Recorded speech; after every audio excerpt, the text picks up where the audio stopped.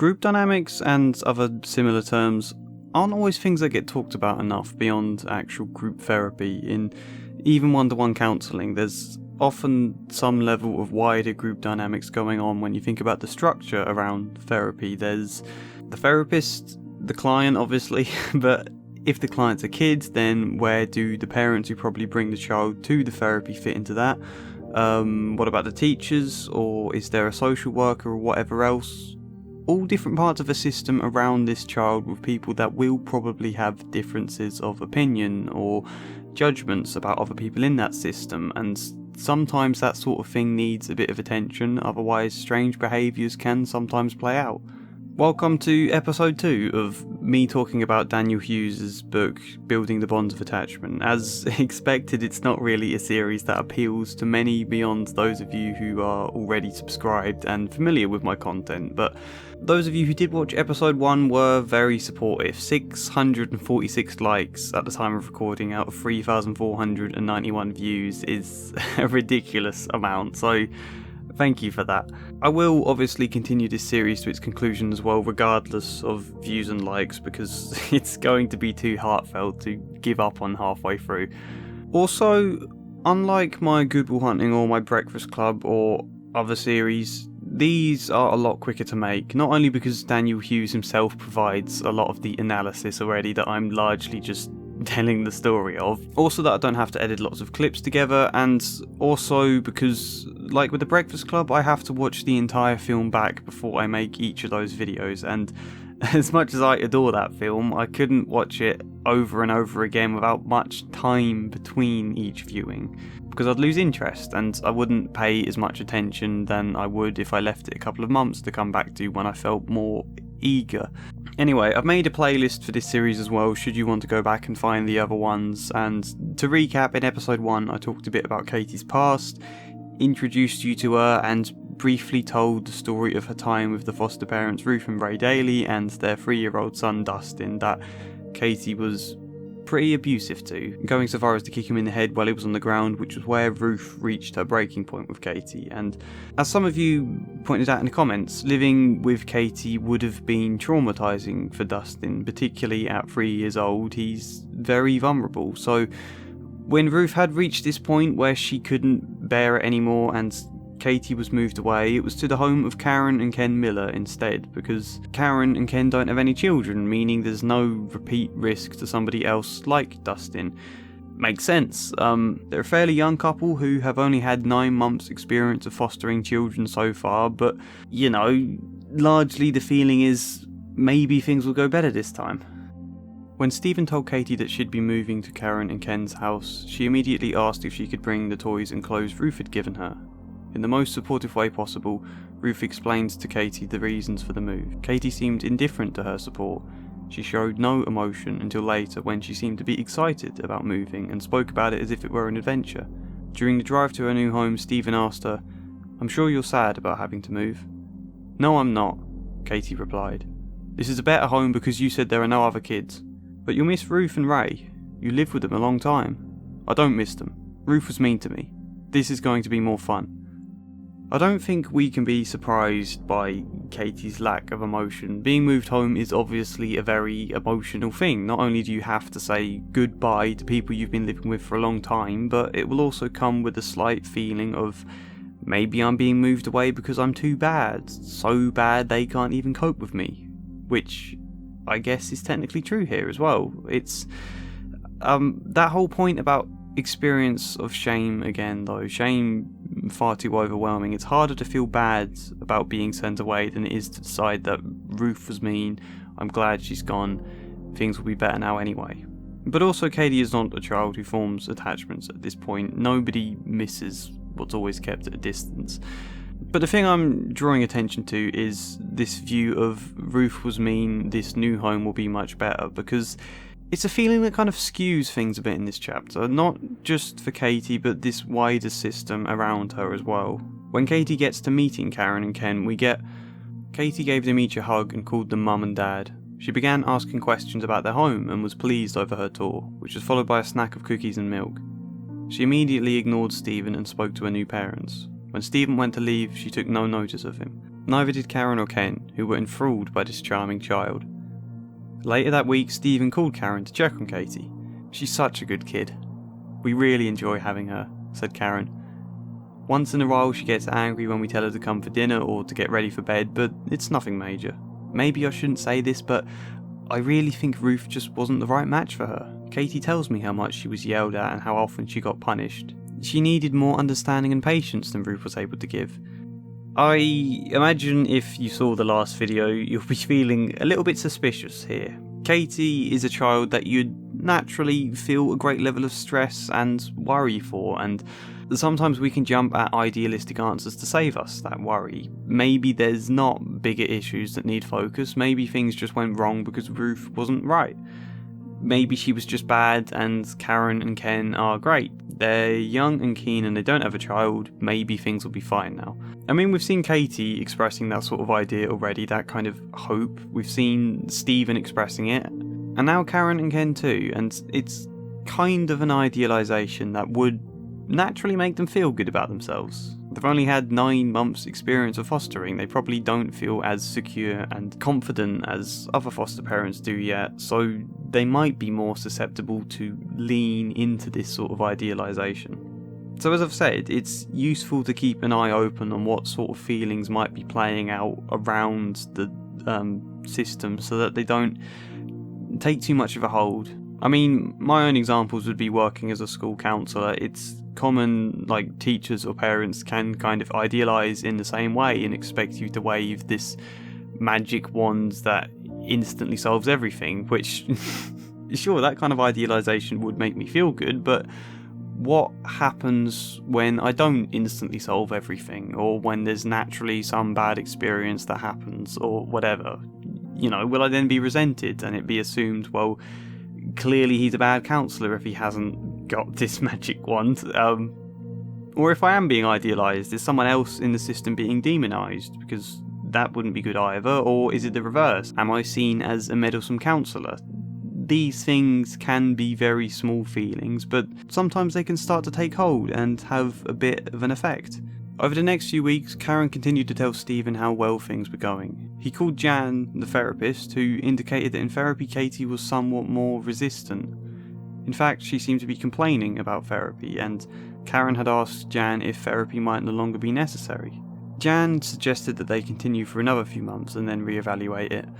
Case in point, I suppose. Karen and Ken idealised Jan Temple being seen as the reverse, which is actually another tricky issue, I suppose. Katie coming home and complaining about how terrible a therapist is. When do you take that seriously? Because there are bad therapists out there. I think some of the examples people have given me in comments have taught me a lot of that. When do you take that seriously? Or when do you consider, well, Katie is finding therapy naturally tricky at times because it isn't always a walk in the park, or maybe she's resistant for deeper reasons that need to be processed and explored, or maybe this is the feelings playing out in the system again. Maybe ending or changing therapists would be the absolute worst thing to do. So that's tricky, but I don't want to dwell on that point too much because it's not the focus. Karen and Ken have been idealised not by anyone in particular, just by the feelings playing out in the organisation. They want to live up to this idealisation because failing to would make them feel terrible and like they've disappointed the standard expected, and maybe then everyone will turn on them and say they're even worse than Ruth. So I suppose I'm just saying, what if in all these feelings something deeper is going unnoticed? For Katie's birthday, the family held a party to which Stephen was invited. He was able to talk to Karen's mum, Anne, who suggested that Katie was demonstrating some behavioural problems that Karen had not told him about. The next day, Stephen called Karen about it. "Oh, Mum worries too much," said Karen. "Sure, Katie is not perfect, but we're managing well. She peed on the couch once and she was really sorry about it. She has had a few other problems like that, but nothing major." Which is interesting, right? Can you imagine Katie showing much apology for doing something wrong like that? Nonetheless, Stephen doesn't question it too much, but gets a call from Jan Temple a few weeks later. "We have a problem, Stephen. Katie is mad at Karen for not buying her some candy when they stopped before today's session.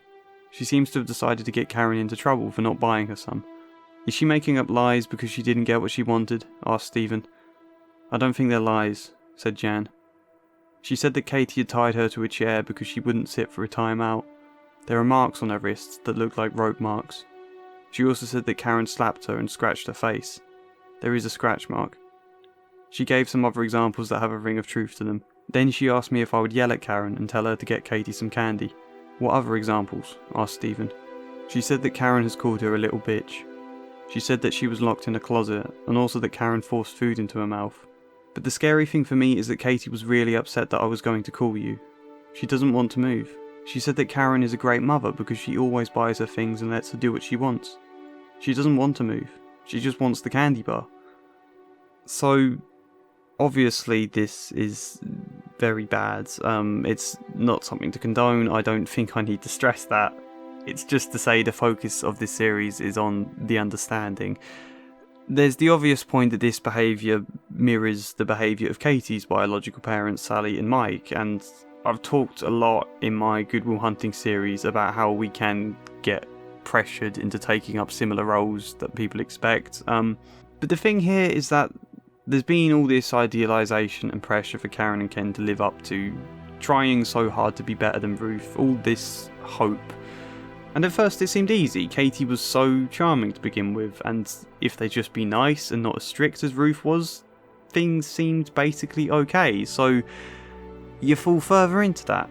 And when Katie's increasingly making more and more demands, and you're trying your best not to be strict but to be kind, and you're getting increasingly stretched, it's like that feeling of, maybe if I just keep exhausting myself giving Katie the world, she'll someday recognise I love her and suddenly be okay.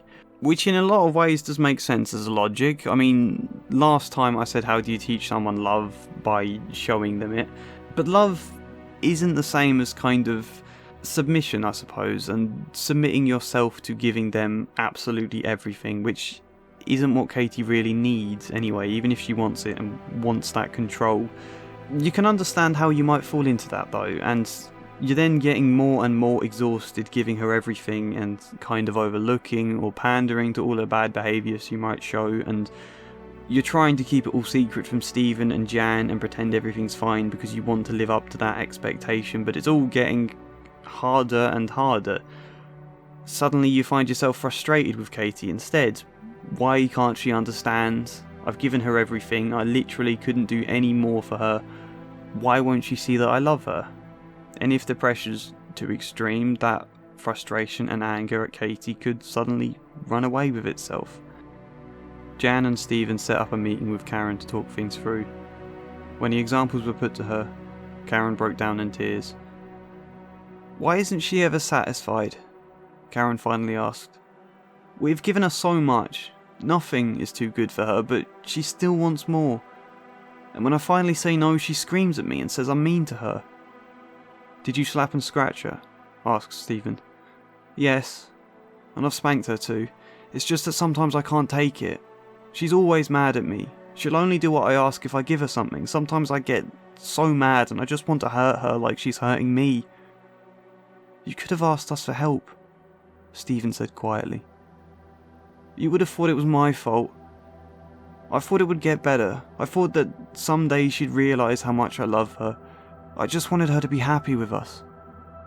The desperation that this kid will just love them back and will be good. That if we show her nothing but endless kindness, completely exhaust ourselves with it day after day, stuck in this house with Katie for months of extreme stress, exhausting ourselves with niceness, maybe she will love us back. And when she doesn't, you start to feel betrayed. It's very sad. Love is not the same as just letting someone largely do whatever they want, and meanness is not the same as stopping someone do whatever they want. It is Katie's understanding, however it's hard to teach her otherwise. So whilst I did say last episode that you teach someone love by showing them love, you've also got to be careful about what exactly that means. When Jan and Stephen explained to Katie that she'd be moving again, Katie screamed, No! I want to stay with Karen. I lied. She hasn't done anything wrong. Yes, I have, said Karen. You don't have to lie for me. You weren't wrong, Katie. I was. I want to stay with Karen. She buys me things and lets me watch TV. She lets me play more than Ruth did. Katie said. As Karen cried, Katie stared at her but showed no emotion herself. She eventually went with Stephen with no difficulty, and when she got into his car, she immediately told him that she wanted to go to a new home like Karen's. Look, again, this is a very sad episode of this series, and not one that yet provides the answers. I'm going to emphasise this point now though, so you don't get the idea that this series is just going to be one crushing experience after another, to the point where you enjoy these videos but you also can't bear to watch them because it's too much emotionally. It's not one crushing experience after another. These first chapters demonstrate how sometimes the straightforward things don't always work, and the dangers to look out for, I suppose. There will be one more chapter in A New Home where things don't work out after this one. Less sad than this chapter, and it will end with a sense of hope. But yeah, one more bleak chapter before we'll get to a chapter in the book titled What Can Be Done. And that's where things will start to flip, and the book, still very emotional, still very difficult, but becomes more and more sweet and wholesome and so life-affirming. I don't really need to stress that, and I know a lot of you enjoy the sad videos anyway, because that's life. It'd be weird of me to shy away from it. It's just more to give you a sense of where this is heading, I suppose. So, yeah, thanks for your support. Again, please support this video as best you can. Let me know what you think. Support me on Patreon. Buy the book if you'd like. But otherwise, hopefully see you next time.